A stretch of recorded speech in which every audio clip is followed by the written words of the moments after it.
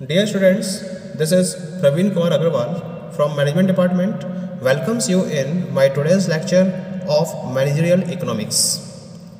In today's lecture, we will discuss upon the topic alternative objectives of business firms besides profit maximization. यानी कि आज के topic में हम डिस्कस करेंगे कि किसी भी पर्टिकुलर बिजनेस फर्म के उसके प्रॉफिट मैक्सिमाइजेशन के अलावा और कौन कौन से अल्टरनेटिव ऑब्जेक्टिव्स होते हैं। तो उन ऑल्टरनेटिव ऑब्जेक्टिव्स के बारे में हम यहाँ पर एक प्रॉपर डिस्कशन करेंगे। जब हम बात करते हैं किसी भी पर्टिकुलर बिजनेस फर्म की, तो उसका मेन पर्पज होता है अपने प्रॉफिट को मैक्सिमाइज करना। यानी कि हर एक बिजनेस फर्म अपने प्रॉफिट को मैक्सिमाइज करने के ऑब्जेक्टिव से वर्किंग में इन्वॉल्व होती है। लेकिन जब हम इकोनॉमिक्स के पॉइंट ऑफ व्यू से बात करते हैं, तो उनके according a particular organization is having a multiple of goals.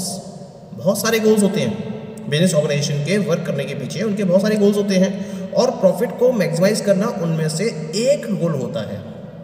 It is not the ultimate goal of any of the business organization, it is one of the alternative goals of the organization. अब हम बात करेंगे कि वो कौन कौन से various alternatives हैं जो फर्म के ऑब्जेक्टिव में इंक्लूड किए जा सकते हैं। The very first objective is security profits. जब हम ओलिगोपोली मार्केट की बात करते हैं, तो उसमें अगर कोई भी ओलिगोपोली फर्म है, then that particular firm is engaged in a constant struggle to achieve and secure position in the market. यानी कि मार्केट में वो अपनी पोजीशन को सिक्योर करने के लिए, वो एक पोजीशन को अचीव करने के लिए लगातार स्ट्रगल करती रहती है। क्यों? क्योंकि वहाँ फ्यू फर्म्स आर अवेलेबल और उन फ्यू फर्म्स के बीच में कंपटीशन लेवल इतना टफ होता है कि हर कोई अपनी पोजीशन को सिक्योर करना चाहता है और एक पर्टिकुलर पोजीशन को अचीव करना चाहता है। ये जो सिक्योरिटी की डिजायर रहती है फर्म्स के बीच में, उसके बेसिस पर वो एक पर्टिकुलर प्राइस को डिसाइड करते हैं, एक पर्टिकुलर प्राइस को सेट करते हैं। और ये प्राइस ऐसा होता है, ना तो बहुत कम होता है और ना ही बहुत ज़्यादा होता है।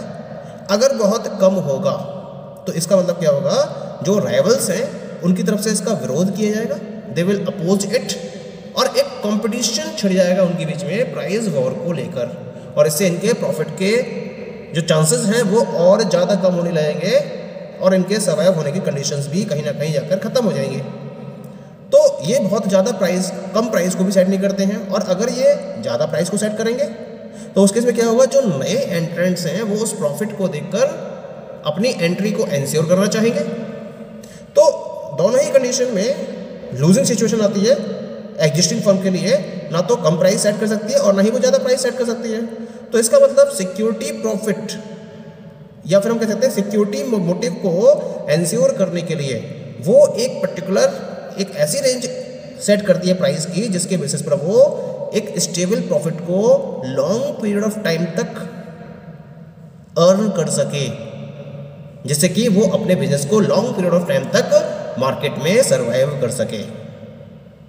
तो ये एक पर्टिकुलर ऑब्जेक्टिव रहता है फर्म्स का, सिक्योरिटी प्रॉफिट को अर्न करना, जिससे कि लॉन्ग पीरियड ऑफ टाइम तक वो अपने ऑपरेशंस को उस बिजनेस में कंटिन्यू कर सके।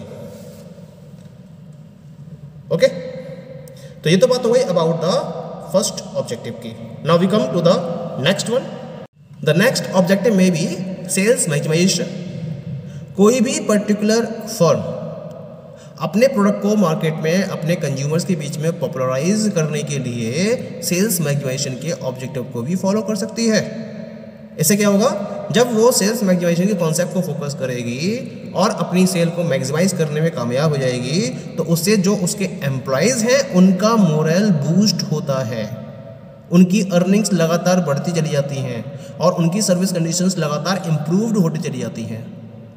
किसी भी फर्म की ऑपरेशनल एफिशिएंसी को इंक्रीज करने के लिए और ज़्यादा से ज़्यादा प्रॉफिट को अर्न करने के लिए ये एक प्राइमरी कंडीशन रहती है। यानी सबसे पहले आपको अपनी सेल्स को मैक्सिमाइज करना होता है और इस सेल्स मैक्सिमाइजेशन के बेसिस पर आप अपनी ऑपरेशनल एफिशिएंसी को इंक्रीज करने में कामयाब हो पाते हो और उसके साथ साथ प्रॉफिट को भी अर्न करने में कामयाब हो पाते हो। अगर लार्ज बेसिस पर आप सेल कर रहे हो तो इससे क्या होगा, कंपनी की तो प्रेस्टीज बढ़ेगी ही बढ़ेगी, कंपनी की तो गुडविल बढ़ेगी बढ़ेगी मार्केट में, लेकिन इसके साथ साथ मैनेजर्स की प्रेस्टीज भी बढ़ती है और जो प्रॉफिट हो रहा है उस सेल्स की वजह से, उसकी वजह से जो शेयर होल्डर्स हैं वो उसको क्या करते हैं, वो उसको और ज़्यादा एनकरेज करते हैं क्योंकि प्रॉफिट्स भी लार्ज हो जाते हैं। Then these large profits are appropriated by the shareholders. तो कुल मिला के sales maximization is also one of the objective of the business firms. ऐसे हम बात करते हैं about the third objective. Third objective is growth maximization. ये भी अलग कॉन्सेप्ट है बिल्कुल प्रॉफिट मैक्सिमाइजेशन से। जब हम लार्ज फर्म्स के मैनेजर्स की बात करते हैं, then these managers aims at balanced rate of growth. ये ना तो बहुत ज़्यादा ग्रोथ रेट का टारगेट लेके चलते हैं और ना ही बहुत कम ग्रोथ रेट का टारगेट लेके चलते हैं, बल्कि ये एक बैलेंस्ड रेट ऑफ ग्रोथ को कंसीडर करते हैं और इसके बेसिस पर ये रेट ऑफ ग्रोथ को मैक्सिमम लेवल तक ले जाना चाहते हैं। अगर ये इनिशियल बेसिस पर हाई रेट ऑफ ग्रोथ को फॉलो करेंगे या लो रेट ऑफ ग्रोथ को फॉलो करेंगे तो उस केस में रेट ऑफ ग्रोथ को मैक्सिमम लेवल तक नहीं ले जा सकता।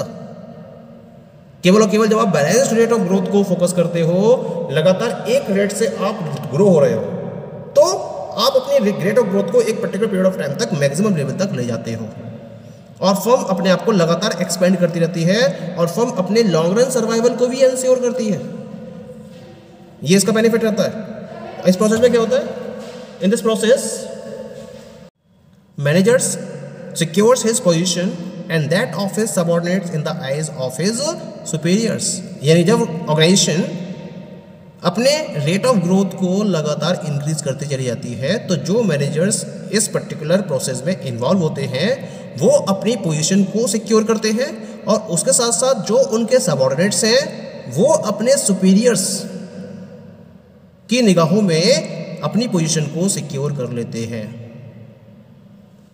एक्सपेंड अपनी ग्रोथ कैसे करेगी ऑर्गेनाइजेशन, लगातार वो नए नए मार्केट्स में एक्सपेंड करती चली जाती है, अपने ऑपरेशंस को नए नए प्रोडक्ट्स को ऐड करती चली जाती है, लेकिन इसके लिए वो अपने फाइनेंशियल और मैनेजरियल रिसोर्सेज को ध्यान में रखती है और इन्हें ध्यान में रखते हुए वो लगातार नए नए मार्केट्स में एक्सपेंड करती है, नए नए प्रोडक्ट्स में एडिशन करती चली जाती है और इसके बेसिस पर अपनी ग्रोथ को मैक्सिमम ले जाने के ऑब्जेक्टिव को फुलफिल करने की डायरेक्शन में स्टेप्स फॉलो करती रहती है।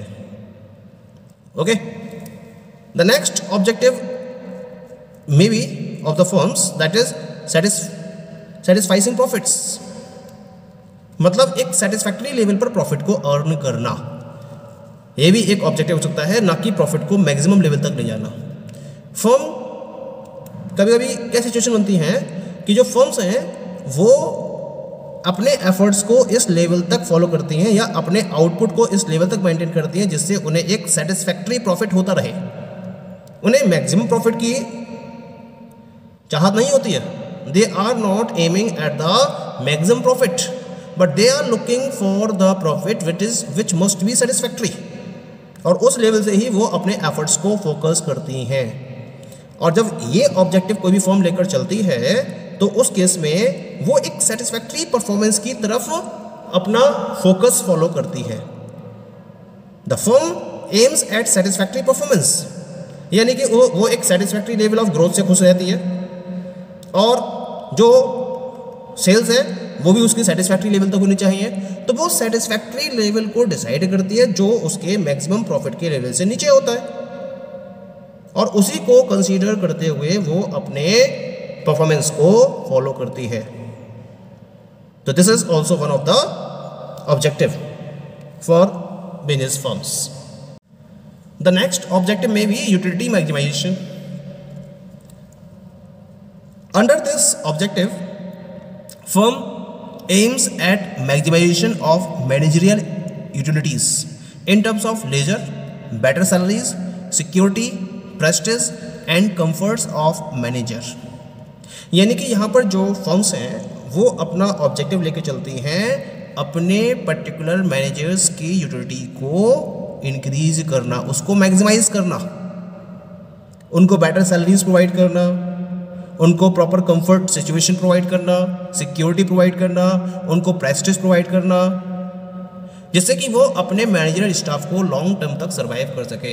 ये वहाँ होता है जहाँ एक्सपर्ट लेवल पर मैनेजर्स वर्कआउट कर रहे होते हैं, तो उन मैनेजर्स को या उन पर्टिकुलर ह्यूमन रिसोर्सेज को लॉन्ग टर्म तक रिटेन करने के लिए ऑर्गेनाइजेशंस उनकी यूटिलिटी को मैक्सिमाइज करने के पॉइंट ऑफ व्यू से अपने ऑब्जेक्टिव को डिसाइड करती हैं, और इसके लिए उन्हें बेटर सैलरीज प्रोवाइड करती हैं, उनको प्रॉपर लेजर प्रोवाइड करती हैं, सिक्योरिटी प्रोवाइड करती हैं, प्रेस्टिज प्रोवाइड करती हैं, डिफरेंट कंफर्ट सिचुएशंस भी प्रोवाइड करती हैं। और इसको एंश्योर करने के लिए ये क्वालिटी ऑफ इंफ्रास्ट्रक्चर को फोकस करती हैं। A quality of infrastructure is followed by such type of firms.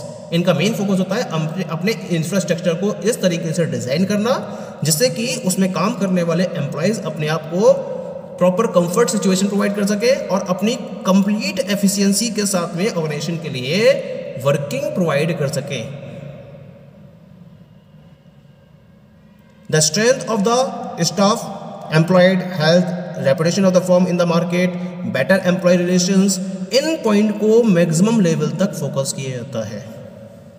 वो अपने एम्प्लॉयज़ की स्ट्रेंथ को लगातार इंक्रीज करती हैं, उनके हेल्थ पर बहुत ज़्यादा फोकस करती हैं, फर्म की रेपुटेशन क्या है मार्केट में एम्प्लॉयज़ के पॉइंट ऑफ व्यू से, इस पर बहुत ज़्यादा फोकस करती हैं, अपने एम्प्लॉयज़ के साथ में रिलेशंस को बहुत ज़्यादा स्ट्रॉन्ग करती हैं, और इस तरह से एम्प्लॉयज़ के साथ में अपने रिलेशंस को मेंटेन करते हुए फर्म्स मैनेजरल यूटिलिटीज़ को मैक्सिमाइज करने का ऑब्जेक्टिव फोकस करती हैं। क्योंकि होता क्या है कि जितना ज़्यादा ह्यूमन रिसोर्स किसी भी कंपनी के साथ में खड़ा होगा, स्टैंडिंग पोजीशन में होगा, कंधे से कंधा मिलाकर उसका साथ देगा, उतना ही वो कंपनी ग्रोथ करती चली जाती है।